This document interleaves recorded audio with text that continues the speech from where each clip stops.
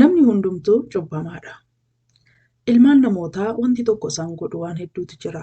Isaan keessaa tokko du'aadha. Inni lammaffaa immoo cubbuudha. Sagaleen Waaqayyoo ergaa Yohaannis isa tokkoffaa boqonnaa 1:8 keessatti akkas jedha.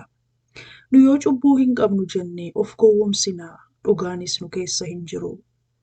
Waaqayyoo Waaqa qulqulluudha. Nuti immoo cubbamoota waan taaneef yoo cubbuu keenyaaf araara arganne malee tasuma Waaqayyo wajjiniin hariiroo qabaachuu hin dandeenyu. Egaa namni isin agartanii kan lafa kanarra adeemu hunduu cubbamaadha. Lakkii anoo atee ajjeesee hin beeku, abboommii 10 dheegeeraa jettu ta'a. Lakkii namni qajeelummaa Waaqayyo dura isa dhaabu qabu tokkollee hin jiru. Yaada keenyaan Waaqayyoon gaddisiisaa oolla. Ilaalchi nuti namootaaf Waaqayyoof qabnu cubbuu ta'uu danda'a.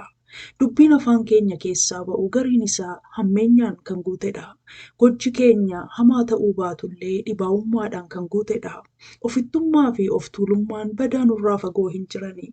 Kanaaf cubbamoota ta'uu keenya amannee fudhachuu qabna. Hammam tajaajillus Waaqayyo nu keessaan dinqii hojjetus nuti hunduu araara Waaqayyoo barbaanna. Cubbuun keenya immoo kennaa nuti kenninuun hiyyeessa gargaaruu keenyaan, soomuu keenyaan, kadhachaa fi sagadaa ooluu keenyaan haqamuu hin danda'u. Wanti ilma namaa gochuu danda'u kan cubbuu isaa dhiisisuu fi tokkoof tokko duwwaadha. Innis Yesuusitti amananii araara Waaqayyoo kadhachuudha. Yeroo Yesuusitti amannu, Yesuus cubbuu keenya nurraa qulqulleesseetu qajeelummaa kan mataa isaatii nu tuffisa. Kanaaf Waaqayyo tokkicha ilma isaa gara biyya lafaatti ergee akka inni cubbuu keenyaaf aarsaa ta'u godhe. Efesoon boqonnaa 2:8-9 akkas jedha. Isin ayyaana karaa amantiitiin fayyitanii jirtuuti.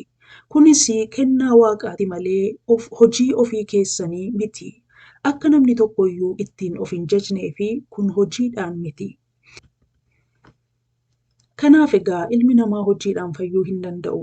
Utuu hojiidhaan fayyamee silaa Yesuus hin dhama'uu ture.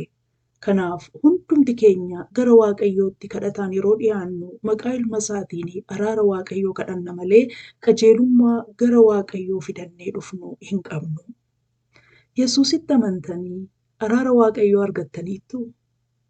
Waaqayyo isin haa eebbisu.